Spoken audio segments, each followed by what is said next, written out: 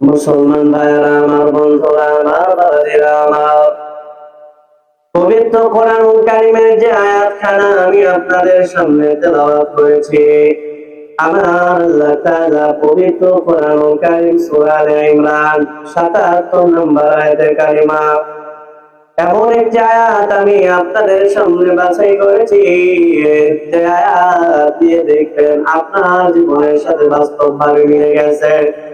আপনি একটু পরে বুঝতে পারবেন আয়াতের আলোকে যে সমস্ত কথাগুলো আমার জবান দিয়ে আল্লাহ তাআলা বের করে দিবেন, আপনি দেখতে পারবেন এই প্রত্যেকটা রোগের আপনি রোগী। একজন মানুষও এখান থেকে উঠে যেতে পারবেন না যে বলবেন বাবাজি তোমার কথা ভুল, আমি এই রোগের রোগী না। ঠিক কিনা? আরো জোরে বলেন ঠিক কিনা?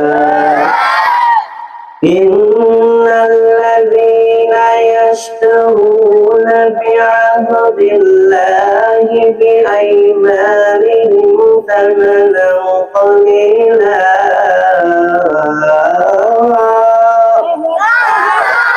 উলাইকা লা খালাqa লাহুম ফিল আখিরাতি ওয়া লা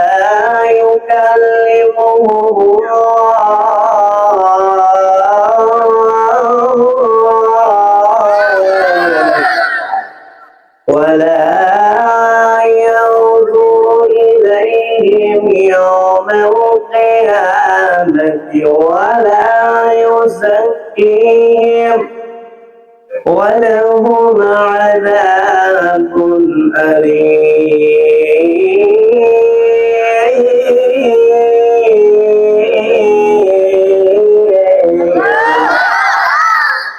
মুসলমান ভাইরা আমার, বন্ধুরা আমার, পবিত্র কোরআনুল কারীম সূরা আলে ইমরান ৭৭ নম্বর আয়াতে কারিমার মধ্যে আমার আপনার মালিক আল্লাহ তাআলা প্রথমে একটা গুণের কথা বললেন, যে গুণের কারণে তাদের পরকালের জীবনে আবার কয়েকটা শাস্তি হবে। সেই শাস্তির কথা আমার আপনার মালিক আল্লাহ তাআলা পবিত্র কোরআনুল কারীম সূরা আলে ইমরান ৭৭ নম্বর আয়াতে কারিমার মধ্যে বলেন।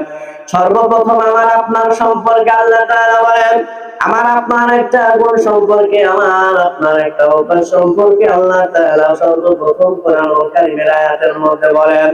এরপরে ওই কাজ দ্বারা আমরা যারা করেছি তাদের কি পুরস্কার হবে পরকালীন জীবনে, তাদের কি অবস্থা হয়ে যাবে আমার আল্লাহ তাআলা জানায় দেন। মুসলমান ভাইরা আমার, বন্ধুরা আমার, আল্লাহ রাব্বুল আলামিন পবিত্র কোরআনুল কারীম আয়াতের মধ্যে ডাক দিয়ে বলেন, নিশ্চয়ই ওই সমস্ত মানুষেরা যারা আল্লাহর নামে শপথ করে, আল্লাহর নামে শপথ করে, আল্লাহর নামে ক্রয় করে, সামান্য দাম দিয়া আল্লাহর নামে কোনো কিছু ক্রয় করে নেয়, কথায় কথায় আল্লাহর নামে কসম খায়, আল্লাহর নামে কসম খেয়ে মানুষের সম্পদগুলো আত্মসাৎ করে দেয়। ঠিক কিনা? আমার আল্লাহ রাব্বুল আলামিন ডাক দিয়ে বলেন, বান্দারে, যে সমস্ত মানুষেরা আল্লাহর নাম অতি অল্প দামে ক্রয় করে নিয়া আল্লাহর নামে কসম খাইয়া অন্যের সম্পদ গুলো যারা গ্রহণ করে নেয়, অন্যের সম্পদ গুলো যারা নিজেদের নামে করে নেয়, ও মুসলমান, এই সমাজে এমন অনেক মানুষ খুঁজে পাবেন ৫ ওয়াক্ত নামাজ, ইমাম সাহেবের পিছে গিয়া ঠিক মতো জামাতে আদায় করে। ওই সমস্ত মানুষেরা আবার দেখবেন তাদের ছোট ভাই বোনদেরকে ঠকায়া মা বাবার সম্পত্তি গুলা তাদের নিজের নামে বেশি গিয়া দেয়। আরো জোরে বলেন ঠিক কিনা? এই সমস্ত মানুষদের সম্পর্কে আমার আল্লাহ তাআলা আয়াতের মধ্যে ডাক দিয়া প্রথম যে কথা বললেন, উলাইকা লা খালাকা লাহুম ফিল আখিরাহ, ওই সমস্ত মানুষদের সম্পর্কে আমার আল্লাহ তাআলা প্রথম ডাক দিয়া বলেন, পরকালীন জীবনে তাদের জন্য কোনো অংশই নাই। দুনিয়ার মধ্যে আল্লাহর নাম নেয়া, আল্লাহর নামে কসম খেয়ে আল্লাহর নামটাকে একেবারে তুচ্ছ তাচ্ছিল্য করে অন্যের সম্পদ গুলো যারা কেড়ে দেয়, আমার আল্লাহ তাআলা ডাক দিয়ে বলেন, ওই সমস্ত মানুষের পরকালীন জীবনে ১ নাম্বার ক্ষতি হলো ওই সমস্ত মানুষের পরকালীন জীবনে কোনো অংশই থাকবে না। নাউযুবিল্লাহ। ২ নাম্বার যে উপকার হবে, ২ নাম্বার যে ক্ষতির সম্মুখীন ওই সমস্ত মানুষেরা হয়ে যাবে আমার আল্লাহ তাআলা পরকালীন জীবনে কিয়ামতের ময়দানে আমার আল্লাহ তাআলা ওই সমস্ত মানুষদের সাথে কোনো কথা বলবেন না। নাউযুবিল্লাহ।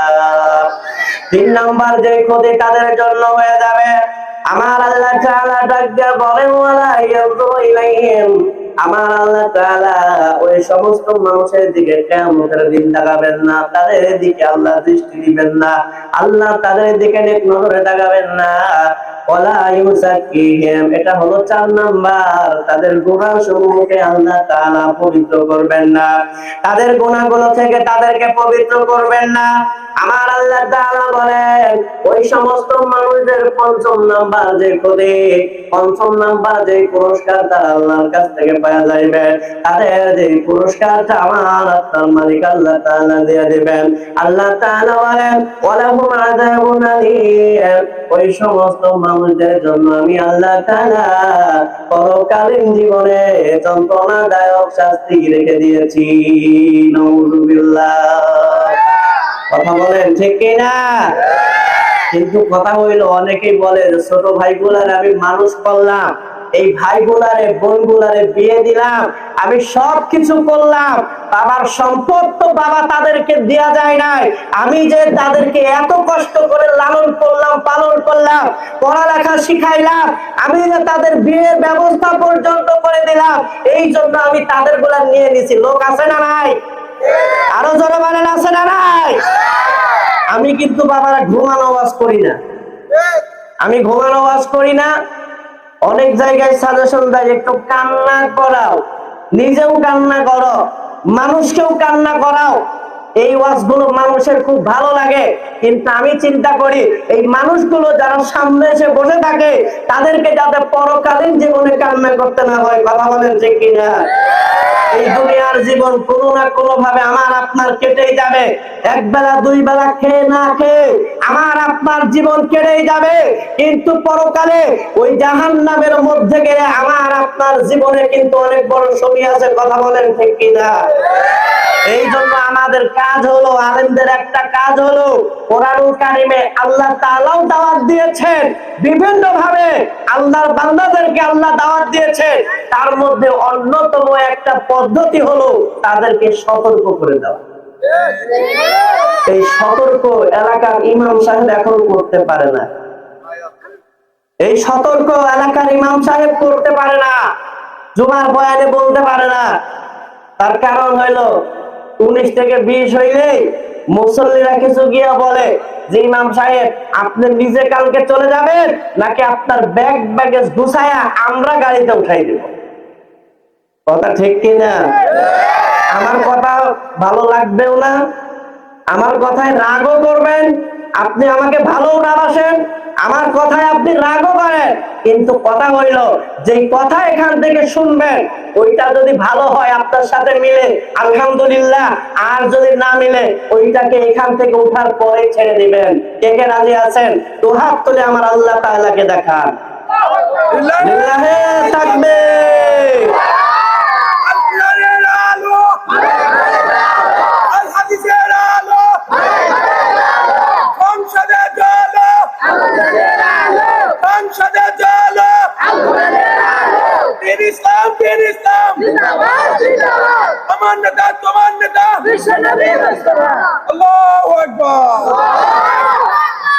এবার মুসলমান আমার কথা যদি বুঝে থাকেন কান লাগায় একটু শোনেন। বিভিন্ন সময়ে আপনারা দেখবেন ছোট ভাইয়েরা বড় ভাইয়ের মুখোমুখি দাঁড়ায় যায়, ছোট বোনেরা তার বড় ভাইয়ের মুখোমুখি দাঁড়ায় যায়, বড় ভাইয়ের প্রতি আর কোনো সম্মান বোধ তাদের মনের মধ্যে থাকে না, বড় ভাইয়ের প্রতি কোনো সম্মান কোনো শ্রদ্ধা বোধ তাদের ভিতরে থাকে না, বড় ভাইয়ের প্রতি কোনো শ্রদ্ধা বোধ তারা রাখে না। কারণ যেই সময়ে বাবা গত হয়ে গিয়েছে, বাবা যখন এই দুনিয়া থেকে চলে গিয়েছে, ওই সময়ে বড় ভাই হলো তার ছোট ভাইগুলার জন্য বাবার সমান। কথা বলেন ঠিক কিনা? বাবা যেমন ভাবে তার সন্তানগুলোকে আগলে রেখে তাদের যত প্রয়োজন আছে এই প্রয়োজনগুলোকে যেমন ভাবে বাবা পূরণ করে দেয়, বাবা বর্তমানে বড় ভাইয়ের দায়িত্ব হয়ে যায় ছোট ভাই বোনগুলোকে সেইভাবে লালন পালন করার। কথা বলেন ঠিক কিনা? কিন্তু বেশিরভাগ সময় দেখা যায় আমার এই গ্রামের লোকের হৃদয়ে হয়তো এমন লোক অনেক পেয়ে যাবেন, বাবা যখন গত হয়েছে ছোট ভাই বোনেরা দলিল দস্তাবেজ বোঝে নাই, কাগজপত্র ঠিক মতো বুঝতে পারে নাই, বড় ভাই বুঝতে পেরেছে, ওই সময়ে ছোট ভাই বোন গুলোকে সামান্য একটু দিয়া নিজের নামে বেশি নিয়ে নিয়েছে। কথা সত্য না মিথ্যা?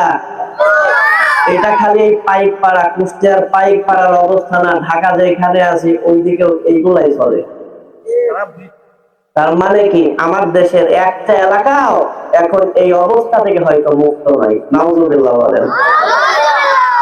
তাহলে মুসলমান, এইবার যদি আপনি কথা বুঝে থাকেন, আপনার শত যুক্তি থাকতে পারে, ছোট ভাই বোনদেরকে ঠকানোর ব্যাপারে আপনার শত যুক্তি থাকতে পারে, আপনার শত যুক্তি থাকার পরেও আপনি এইটা বুঝে নেন, আপনি যে মানুষের কাছে গিয়ে লালন করেন, আমার ছোট ভাই আমার কথা শুনে না, আমার ছোট বোন আমার কথা শুনে না, আমাকে দেখলে সম্মান করে না, তার কারণ হলো আপনি যে তাদের হকগুলো মেরে দিয়েছে, এইটা তো কোনো মানুষই মানতে পারে না, ঠিক কিনা?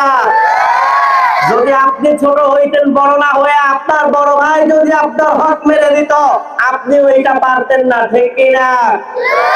আরো জোরে বলেন ঠিক কিনা? এই যে বিচার আচার অনেক সময় হয় না, এলাকার মাতব্বর যারা তারা বসে যে বিচার করে, এই সময় মানুষরা আল্লাহর নামে কসম দেয়, দেয় কিনা? জোরে বলেন দেয় কিনা? আল্লাহর নামে কসম দেয়, আল্লাহর নামে কসম দিয়া তারা বলে যে না, আমি আমার ছোট ভাই বোনদের উপর কোনো অনাচার করি নাই, ছোট ভাই বোনদের উপরে আমি কোনো জুলুম করি নাই, কিন্তু দেখা যাবে আসলে করে বসে আছে। কিন্তু ওই বিচারে বসে তারা যে আল্লাহর নামে কসম দেয়, আল্লাহর নামে যে কসম কেটে বলে জুলুম করি নাই, তার কারণ হইল আমরা আল্লাহকে বড় বিশ্বাস করি, আল্লাহর দোহাই দিয়ে কেউ কিছু বললে আমরা এটাকে বিশ্বাস করি। কথা ঠিক না ভেজাল? আরো ধরে বলেন ঠিক না ভেজাল? এই জন্য তারা আল্লাহর নামটা ব্যবহার করে। আল্লাহ বললেন 1 নাম্বার, কিয়ামতের ময়দানে তাদের কোনো অংশই নাই। আমরা সবাই জানি এই দুনিয়াতে আমি আপনি যা আমল করব, যা কাজ করব, এটার কারণে আখিরাতে পুরস্কার আছে, তাই না? আল্লাহ বললেন যে তাদের কোনো অংশ নাই। 2 নাম্বার, আল্লাহ তাদের সাথে কোনো কথা বলবেন না। 3 নাম্বার, আল্লাহ তাদের দিকে তাকাবেন না। 4 নাম্বার, আল্লাহ তাদের গুনাহগুলো পবিত্র করবেন না। 5 নাম্বার, আল্লাহ বললেন যে পরকালে আমি তাদের জন্য যন্ত্রণাদায়ক শাস্তি রেখে দিয়েছি। তাহলে এইবার কথা হলো, যেই মানুষের সাথে আমার আল্লাহ কথা বলবেন না, যেই মানুষের দিকে আমার আল্লাহ তাকাবেন না, যেই মানুষের গুনাহগুলো থেকে আমার আল্লাহ তাআলা পবিত্র করবেন না, আল্লাহ ঘোষণা দিয়েছেন যাদের জন্য যন্ত্রণাদায়ক শাস্তি আছে মুসলমান, ওই সমস্ত মানুষ হচ্ছে সবচাইতে বড় দুর্ভাগা। কথা বলেন ঠিক কিনা? তাহলে এই কাজ আমাদের করা যাবে না। আরো জোরে বলেন যাবে না।